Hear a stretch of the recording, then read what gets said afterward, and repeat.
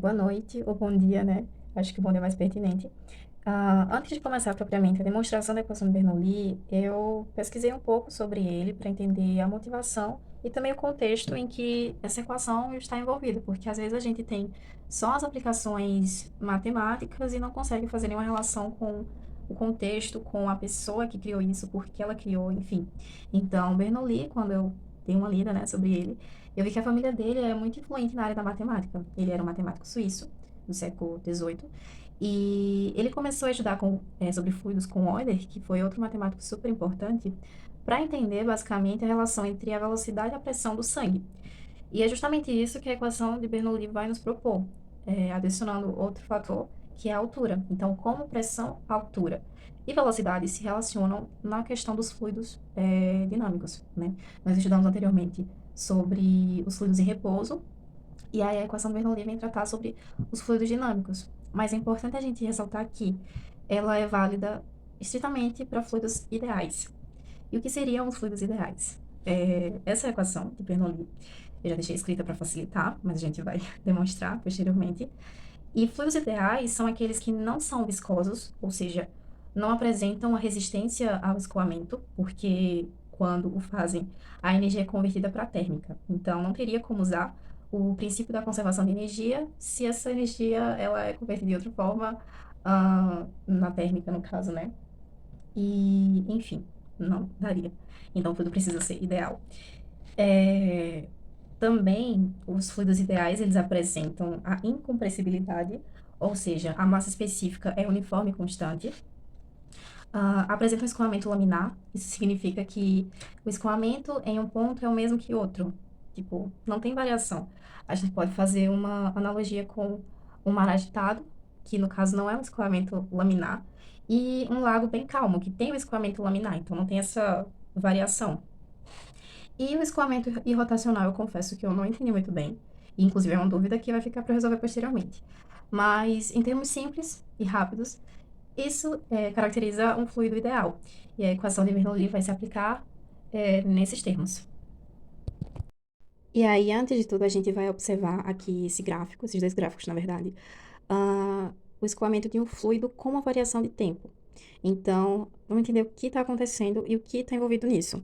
Primeiramente, a gente tem uma altura y, né, em torno de um eixo y e x, e aqui a gente tem a entrada do fluido, que está submetida a uma pressão, pressão 1, e, consequentemente, a uma velocidade. Então, esse fluido, ele entra aqui, tá, por essa extremidade inicial, e passa ao longo de um tubo de comprimento L, para chegar aqui, na extremidade da saída.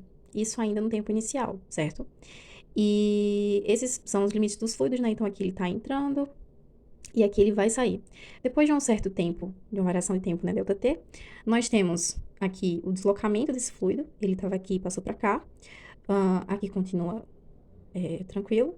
E as extremidades, nós temos agora, na extremidade da saída, P2, a pressão 2, uma segunda velocidade e uma segunda altura. Então, com esses termos, nós vamos ver como a equação de Bernoulli consegue ser aplicada nisso. Porque, como eu falei anteriormente, ela relaciona pressão, velocidade e altura. Aqui nós temos pressão, velocidade e altura. Então, é uma coisa que a gente pode encaminhar. E aqui na legenda diz: um fluido escoa com vazão constante através de um comprimento L de um tubo, da extremidade de entrada à esquerda até a extremidade de saída à direita. Do instante t em A ao instante t mais ΔT em B, uma quantidade de fluido, representada na cor violeta, entra pela extremidade esquerda em uma quantidade igual, ou seja, o volume é o mesmo, V1 é igual a V2, ah, em uma quantidade igual, representada na cor verde, sai pela extremidade direita. E agora a gente vai começar a brincadeira, né? Então, deixa eu pegar aqui as canetas para começar. Inicialmente eu tinha comentado um pouco sobre o princípio da conservação de energia, certo? E aí a gente viu que o ΔK é igual ao trabalho. Isso significa que trabalho é igual a variação de energia cinética. Em outros termos, nós vamos conseguir desenhar melhor. Falando especificamente sobre o ΔK, né? A variação de energia cinética, ela pode ser expressa nos seguintes termos. É a metade do produto da massa, no caso eu vou colocar a variação de massa, tá? A variação de massa multiplicada pelo quadrado da velocidade, certo? Só que como eu estou falando de variação de energia cinética, eu tenho uma primeira, final, e uma segunda que vai ser a inicial. A subtração entre elas, né? Só que como nós estamos tratando de fluidos, não dá exatamente para trabalhar com a ideia de variação de massa. Eu acho que é concordável que tratar em termos de volume, variação de volume, fica mais coerente. Então, como é que a gente consegue chegar nisso? É só a gente lembrar que a massa específica, ou seja, ρ, é igual a delta M sobre delta V. E aí eu vou isolar esse delta M para obter, deixa eu ver, tá pra ver, para obter ρ multiplicado por ΔV, certo? E aí a gente vai fazer essa substituição aqui e conseguir a primeira equação, que a gente vai reservar. Então, quando eu substituo, eu tenho aqui ΔK é igual a variação de ρ, variação, ΔK é igual a metade de ρ multiplicado pela variação de volume. E aí eu vou fazer essa diferenciação nas letrinhas, né? Porque a gente pode confundir velocidade e volume, mas para velocidade eu vou usar esse Vzinho minúsculo e para volume esse V maiúsculo. Multiplicado pela velocidade ao quadrado, menos meio ρ novamente, e aí não tem numeração, porque esse ρ vai ser constante, né? A massa específica é constante. Delta V, V1 ao quadrado. E aí eu posso agrupar esses termos, esqueci o nome correto que se fala, mas a gente agrupa e vai ter o seguinte: velocidade ao quadrado, a segunda velocidade ao quadrado menos a primeira velocidade ao quadrado. E essa é a nossa primeira equação, que a gente vai deixar aqui reservadinha. E aí agora a gente vai voltar um pouco e olhar para os gráficos que estão aqui. Para esse fluido entrar, está sendo aplicada uma força aqui. Vou tentar desenhar para ficar claro de ver. Uma força F1, que faz com que o fluido entre no tubo. Só que nessa outra extremidade está sendo aplicada uma força contrária para manter esse fluido aqui, nesse espacinho. Aqui, nesse espaço. E aqui eu vou chamar de F2. E aí, se eu tenho uma força que vai passar por um deslocamento, a gente já começa a pensar em termos de uma coisa que nós já vimos, que é o trabalho. Força vezes deslocamento é o trabalho. Então, quando eu tenho aqui essa F1 que vai sofrer o deslocamento, e esse F2 que vai ter deslocamento também, eu vou ter um tipo de trabalho, porque nesse sistema nós vamos ter dois trabalhos. Então, o primeiro que eu acabei de comentar vai ficar o seguinte. Vou fazer mais aqui embaixo. Deixa eu colocar mais assim. Vamos colocar primeiro trabalho. Eu vou ter F1 multiplicado por um deslocamento de x1. E aí, a gente vai ter o segundo... Calma, o segundo trabalho vai ser negativo, porque o sentido positivo está para a direita, e F1 segue isso, mas F2 não segue. F2 está apontando para a esquerda, então está no sentido contrário, vai ficar negativo isso. Vou colocar W1, que vai ser trabalho 1, tá? F2, X2, certo? E aí, a gente tem também um trabalho gravitacional, porque a gente vai ter mais ou menos isso daqui. Vou ter aqui. Tem a força piso. E, na verdade, aqui. Que sofre também isso aqui. Esse deslocamento de altura. Porque aqui a gente tem uma altura. E aqui a gente tem uma segunda altura, certo? Então, quando eu vou colocar essa força gravitacional, que vai restar nesse trabalho gravitacional, né? Eu vou ter o seguinte. Menos, porque tá para baixo. E o sentido positivo adotado foi para cima. Menos mgh. Quem é H? H vai ser a diferença entre y2 e y1, certo? A gente dá para concordar que quando eu tenho a diferença entre os dois, eu vou ter H. Então, quando eu vou substituir aqui, vai ficar o seguinte, menos G. E aí nós vamos usar uma coisa que nós usamos anteriormente, que é essa relaçãozinha aqui. E aqui é delta M, esqueci de colocar. Com essa variação de massa, a gente não vai trabalhar. A gente vai focar no produto entre massa específica e variação de volume. Então, quando eu substituo, vou ter que W2, o segundo trabalho vai ser menos ρ vezes G vezes a variação do volume, multiplicado pela altura, y2 menos y1, certo? E eu vou virar a página porque tá no finzinho. E aí, dando continuidade, eu escrevi a primeira equação aqui pra gente lembrar depois, e eu vou reescrever os trabalhos pra gente fazer uma análise. Antes de escrever os trabalhos, eu queria fazer uma consideração sobre essa daqui. Essa é quase... Cadê?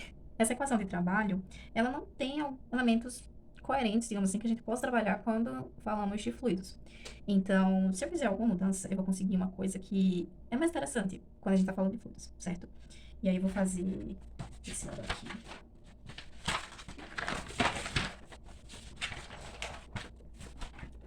Aquele primeiro trabalho que a gente tinha, que é a força 1 multiplicada pelo deslocamento 1 menos F2 multiplicado pelo deslocamento 2. Bom, uma coisa que a gente pode fazer é dividir e multiplicar por A.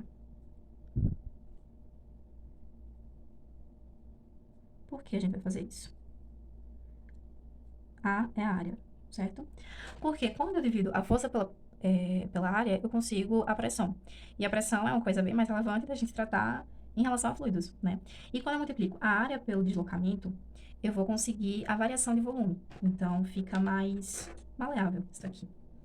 Fazendo essas devidas substituições, né, eu vou ter o seguinte. F1 dividido por A1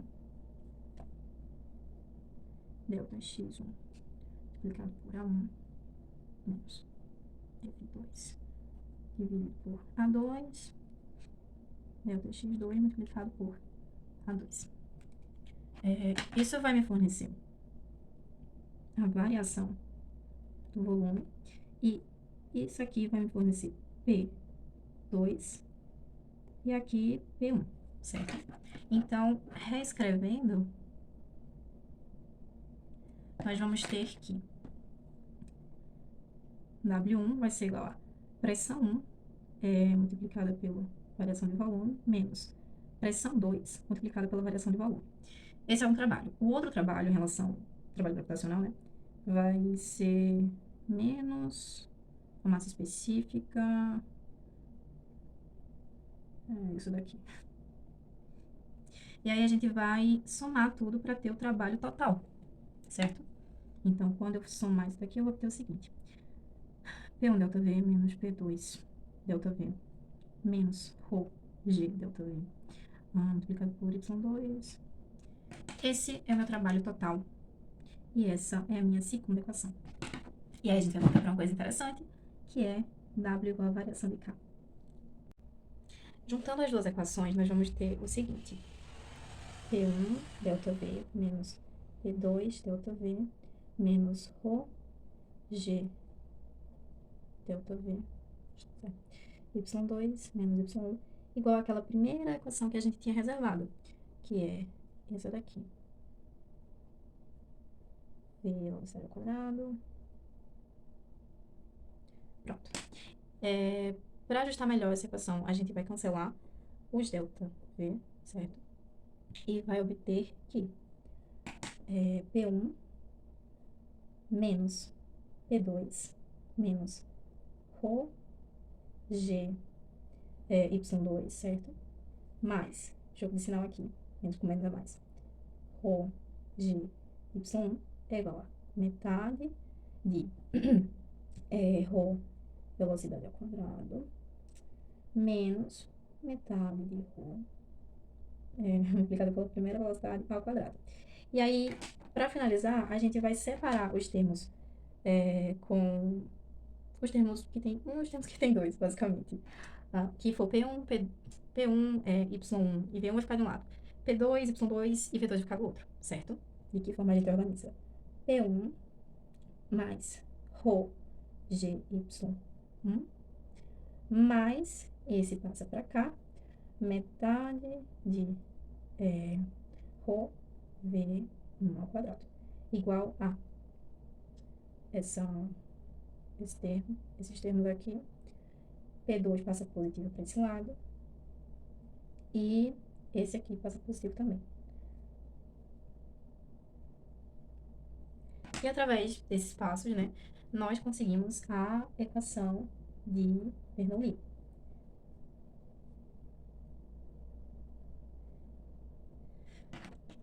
Para ela ficar arrumadinha daquele jeito, né, considerando nenhuma dissipação, os fluidos ideais e tudo mais, nós vamos ter que P mais ρ G Y é constante. E aí, quando a gente volta para esse gráfico, entende melhor o que significa dizer que a mesma quantidade de volume que entra é a que sai, certo? E outro apontamento importante é quando a gente considera isso aqui igual a zero, isso aqui some, esse termo todinho, né? Quando a gente tem isso, ou seja, a gente não tem variação de altura, a gente vai. Deixa eu anotar aqui. A gente vai ter que. Ou seja, quais são os termos relevantes agora? Pressão e a velocidade. E a massa específica, claro. Então, em termos práticos, quanto maior a velocidade, menor a pressão. E quanto maior a pressão, menor é a velocidade. São grandezas inversamente proporcionais. Se não estou enganada. Mas é isso mesmo. Outro apontamento que eu acho interessante a gente considerar também é quando eu pego isso daqui, né? E eu considero que essa velocidade não varia. Aí a gente vai ter uma coisa bem legal que a gente viu anteriormente, que serve para fluidos em repouso, né? A gente tem uma pressão e. Nossa, me perdi. Mas, enfim, em termos práticos, a gente vai ter aplicação para fluidos em repouso também, quando a gente considera que a velocidade não varia, ok? E, basicamente, é isso. Eu espero que tenha dado para entender. Acho que ficou um pouco extenso, peço desculpa, mas eu achei bem interessante essa demonstração. E aí, uma adenda é que eu vi que no livro do Tipler, a demonstração é feita pela segunda lei de Newton, né? Mas eu achei a forma que o Halliday abordou melhor, mais prática, não sei. Gostei mais. E, enfim, é isso. Obrigada pela atenção.